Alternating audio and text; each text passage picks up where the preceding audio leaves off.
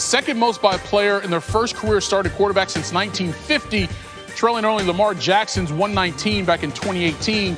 Even more impressive when you consider the Saints had not allowed an individual 100-yard rusher in 55 straight games, and that includes the playoffs. And today, they allowed 2 of them. All right, Tim, let's start with you. First career start for Hurts, and he gets his first win. What was your assessment of what you saw from the rookie in his debut? I thought he played really well. You know, he's facing a good defense in the Saints, and I thought it was a balanced performance by him. The passing numbers are not, overly impressive, just over 6% of, completion percentage. But he was efficient, didn't have any brutal mistakes. But what he did do an excellent job of was run the football. And I think it was a combination of design runs as well as runs, off of the scramble. Here's a 3rd and 1 where he's met in the hole, and he wins the battle. It's a first down. Then backed up, they have a zone read where he keeps the football, and he gets a first down. It eventually leads to the long Miles Sanders touchdown run. And then on a 3rd and 2, and kind of a critical moment with the lead, they run him again on a quarterback sweep successfully. But then it was also some of these plays, escaping outside the pocket on a design pass play, running for the first down. You saw it at the end of the first half. It was just a lot of, good opportunities for him. He has a natural ability to know when to run, know where to go when things break down. And I think that was evident, and it was something that it seemed like this Eagles offense kind of fed off of. Yeah, it looked like reminiscent of what he was doing during his time there in Tuscaloosa before going on to Oklahoma. Rob, what about you? From your defensive eyes, what did you see from Jalen Hurts? Yeah, he looks good. And look, the Eagles have themselves a quarterback problem, because what are they going to do with Wentz next year? I like what I saw to Hurts, his ability to get out of the pocket. The offensive line we know has been decimated with injuries. And this is really the first time I've seen the Eagles offense move the ball with success against the best defense in the NFL. Yeah, that's right. The Saints are a really good defense. So his ability to scramble, extend plays, get out of situations against the blitz, just like in this clip here, getting the ball out of his hands, realizing what he is seeing, beating defensive ends to the edge because he's faster than them. So him taking advantage of what the defense is showing him and going out there and producing, scrambling for first downs. I mean, he made a lot of guys look slow out there. So he's a very fast quarterback, and this is his first start. So what is he going to be as he progresses? I think he's going to learn, become a better quarterback. So look, the Eagles at this point right now, they're trying to figure out what they have on their roster for next year. And right now, that it looks like Hurts is going to be the quarterback to me. Yeah, very nice debut to say the least, and I just can't wait to hear some of the comments from Philadelphia Sports Talk Radio tomorrow after this performance from Jalen Hurts. Guys, sit tight. We do want to talk about the Saints aspect of this game, but live right now on SportsCenter, here's Sean Payton following the loss. Sean, can you just describe what you saw with Jalen Hurts in the quarterback run game? Well, listen, I felt like he played well. He played exceptionally well, and he hurt us. We'll look at the tape. Obviously, we didn't do a good enough job of slowing that down. When a team rushes for 250 yards, not a lot good can happen. But I'll say this, he was impressive just watching him. I thought he played with poise, made some throws. He was smart. He did a good job.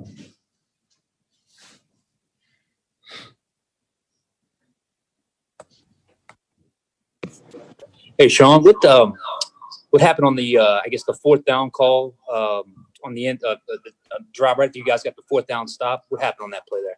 Yeah, look, it ended up being a sack. We got a little different coverage. Probably it was more of an aggressive call by me, a shot play.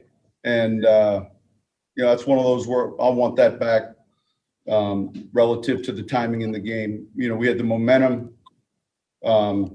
Kind of have bust and protection, and we're trying to take a shot to score. Sean, it seems like you guys do a really good job of avoiding coming out flat.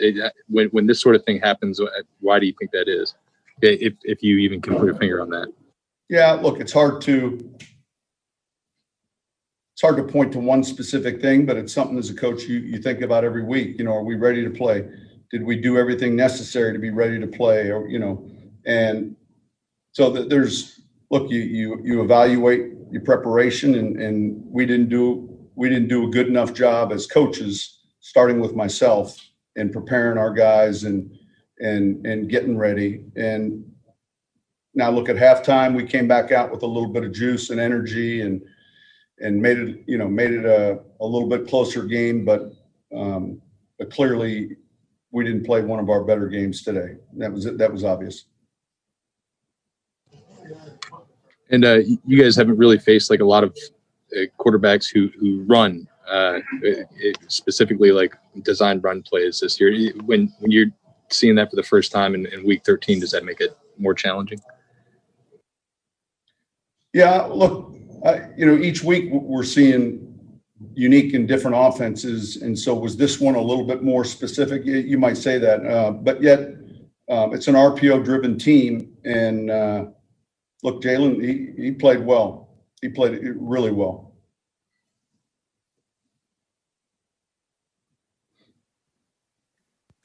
Hey, Sean, in that long drive in the fourth quarter that ended with a 57-yard missed field goal, it's easy for people to say, like, there's no sense of urgency or whatever, or you need to move faster. But what goes into that? Like, if you're looking at this drive and people are saying the team's not moving fast enough, like, generally, why would that occur, I guess, if that's question makes any sense?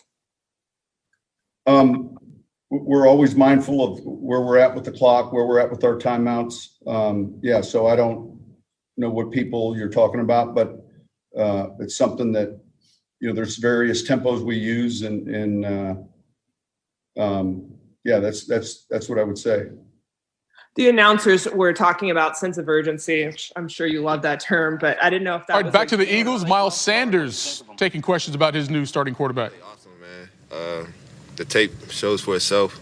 He's so confident, and so, like, he's a natural leader, and we just needed that. He gave us that spark starting from last week. But man, y'all seen it all. I think we played a total of 4 quarters today, and I think we look like a complete team.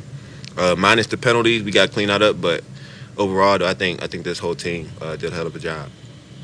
We'll go John and then Kristen Rogers. Hey, Miles. Obviously, the big run, 82 yards. Kind of take us through that, and how much did Jalen's presence open up things for you throughout the afternoon? Opened up a lot of stuff, from the first play to the last. They had to respect him and his legs, and he's been doing a great job just reading the DN and reading his keys to either pull it or take it. But that was a regular inside zone. They've been playing over the top the whole time, letting the linebackers hit certain gaps. But I think the front side linebacker hit the wrong gap, and I just took it out the front, and Zach had a hell of a block, made one guy missing. To the house I go. Kristen and then Bo. Hey, Miles, it seems like you guys were able to settle in a little bit more early in this game. Obviously, it helps when you guys are playing with a lead. Did you feel like there was a different energy today for this offense? Absolutely. It's similar from last year. We're down to these last 4 games, and only thing we control is really win every game. But starting just week by week, we wanted to go 1-0 this week, and we did that against the number 1 defense in the National Football League and the number 1 team in the NFC. So, just taking it one more week at a time, getting ready for Arizona, and then just keep this thing rolling. All right, guys, as I mentioned, the Saints had a chance to clinch the division with